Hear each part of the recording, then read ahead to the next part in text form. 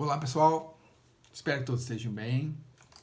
Estamos aqui para mais um Bom Dia RPPS, o vídeo onde a gente comenta os principais acontecimentos do mercado financeiro na semana que se passou, digo ali do dia 29 de junho até o dia 13 de julho, né? Além de comentar o que a gente espera no curto prazo aí, certo? Então, começamos pela renda variável, como sempre, o Ibovespa, o principal índice da Bolsa de Valores, né, fechou a semana em alta de 13,1%, né, fechando aos 96.765 pontos, acompanhando ali o otimismo das bolsas internacionais. Né. O SP500, por exemplo, fechou a 4% positivo, o Eurostock 50 na Europa lá fechou em 2,6% positivo, e o índice da Bolsa de Valores lá de Hong Kong fechou na casa dos 3,3%. Né. Outro fator positivo nesse caso foi a questão dos mercados reagindo positivamente às notícias relacionadas aos avanços ali no desenvolvimento de uma vacina contra o Covid, né? Vale ressaltar também que a semana que se passou foi encerramento de mês, e como a gente está falando de renda variável, né, o Ibovespa ele fechou em alta de 8,76% em junho, certo? Passando para o lado econômico, foram bem recebidos os dados referentes ao mercado de trabalho americano, né, o qual registrou uma criação ali de 4,8 milhões de empregos em junho, né, bem acima do que se esperava.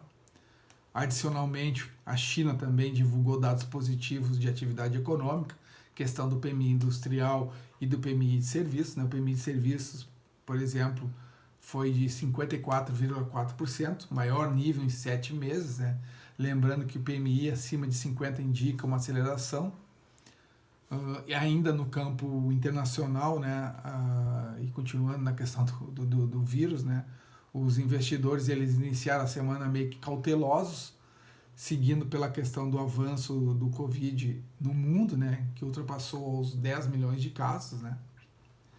Por outro lado, ao longo dessa mesma semana que estamos comentando, o mercado ele foi impulsionado pela divulgação de um estudo preliminar que apontou que uma vacina experimental contra o Covid, né, desenvolvida, apresentaria uma resposta mais positiva. Né. Porém, né, pessoal, fechando a semana ali na sexta-feira, né, as atenções voltaram para a escalada das tensões entre Pequim e Washington, ou seja, após a China ali afirmar que adotaria medidas contra os Estados Unidos e também a questão outros países ali, o Reino Unido e a Austrália, né, se eles continuassem a adotar medidas contra a nova lei de segurança de Hong Kong. Vindo para nossa terra, pessoal, a questão da taxa de desemprego, ela atingiu a marca de 12,9% no trimestre, ali, encerrando maio, certo?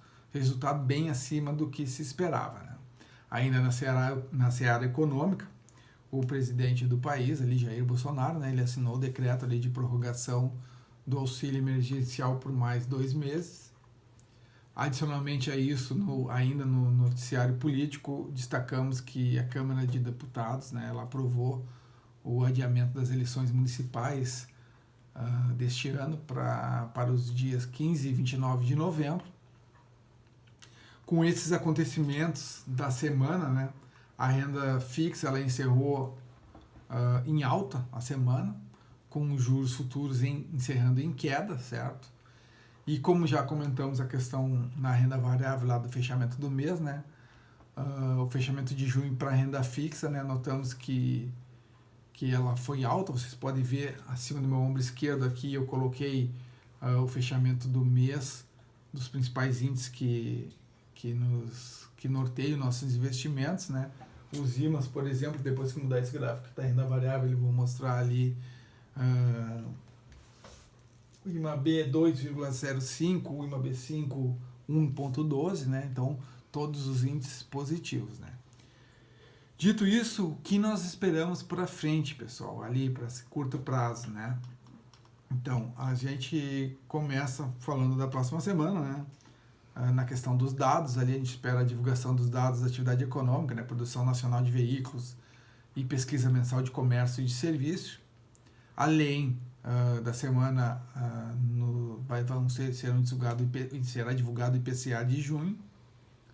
Serão os principais destaques na agenda doméstica, certo? Na agenda internacional teremos a divulgação do PMI dos Estados Unidos, além de outros dados ali de atividade econômica das principais economias, tipo vendas de varejo da zona do euro e crédito de consumidor norte-americano, certo?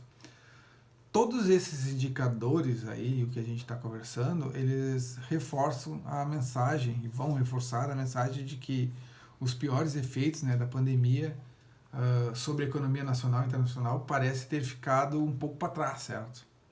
Ou seja, tá melhorando aos poucos, devagar, mas indo. Então, entrando para uma questão mais de investimentos, né, focado para o IBPS, a gente pode fazer um comentário de que junho, por exemplo, ele cresceu, né, o temor na questão da segunda onda do coronavírus ali, né, ao mesmo passo ainda que os dados passaram a mostrar uma recuperação mais rápida da economia, né. No Brasil, aqui na nossa terra, houve um alívio nas tensões políticas, né, que é uma preocupação nossa, né, com o presidente Jair Bolsonaro ali tentando uma aproximação com o Congresso, enfim, a própria Bolsa brasileira foi um destaque, né, quase 9% de rentabilidade no mês, né. Os juros acima da inflação para os próximos 12 meses estão agora em território negativo. Os ativos prefixados, atrelados à inflação, tiveram ganhos interessantes. Esse cenário ele nos leva a dar mais um passo à questão do aumento de risco, né, na carteira, né, nos leva a pensar sobre isso, né, especialmente na questão da renda variável, né. Colaborando com esse entendimento, a gente pode dizer que o encerramento gradual das quarentenas, né, em especial na questão ali da Europa, os dados econômicos mais fortes ao redor do mundo. Mas, claro, pessoal, a gente não pode esquecer, né, que o mercado ainda ele não precifica adequadamente o ritmo dessa possível recuperação, né? Então, existem medos ainda. Então, isso reforça a recomendação de adotar uma cautela controlada, vamos dizer assim, nos investimentos, né? Pois ainda devemos estar de olho em uma segunda onda do Covid, essa questão da economia aí, uma grave crise que a gente vive aí, como que vai ser o desenvolvimento da recuperação, quanto tempo, se vai ter, se não vai ter, a gente tem que estar de olho. A questão do cenário político ali, eu disse que apaziguou, que melhorou, mas, pessoal, tá lá, né? É uma caixa preta, tá lá. Então, a gente tem aquela questão dos fake news, financiamento de atos antidemocráticos, prisão preventiva de ex-assessores, enfim, são tudo fatos que a gente sabe que vão impactar nos nossos investimentos se voltarem à tona. Então, dessa maneira, pessoal, recursos novos, continuamos sugerindo que priorizar ativos de vértices curtos e médios. O cenário é interessante sempre a gente considerar a questão da distribuição das alocações ali, né, os objetivos e as sugestões que a referência dá para vocês, certo? Peço ainda que qualquer cliente que esteja meio desconfortável com a questão do posicionamento, entre em contato comigo ou com alguém da equipe. Quando eu digo isso, eu digo na questão de correr risco ou não correr risco nos investimentos, né, e como que ela está posicionada perante o mercado financeiro, né. E lembrando, pessoal, o que eu sempre lembro nos últimos vídeos, que em tempos de isolamento controlados, não podemos estar presente, mas podemos se fazer presente, ou seja, existe plataformas aí de reuniões, existe Skype, existe telefone, enfim, vamos dar o nosso jeito de conversar sobre o dinheiro, certo? Sobre o RBPS, sobre os investimentos. Então, só peço que entre em contato comigo ou com a Núria, a gente agenda ali uma reunião, prepara um material que vá dar um suporte interessante a vocês e seguimos em frente. Então, terminamos aqui hoje o nosso vídeo. Espero que todos tenham uma ótima semana, Um abraço forte a todos. Tchau.